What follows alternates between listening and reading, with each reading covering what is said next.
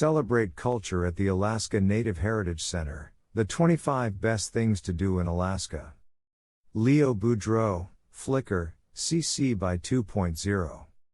Just outside the city of Anchorage, the Alaska Native Heritage Center provides hands-on educational interaction with music, art, and people of the 11 major cultural groups of Alaska. While you're there, see Alaska Native dancing, singing, storytelling, and game demonstrations at the Gathering Place, explore exhibits and demonstrating Alaska Native artists at the Hall of Cultures, and watch a variety of movies about the different cultural groups at the theater.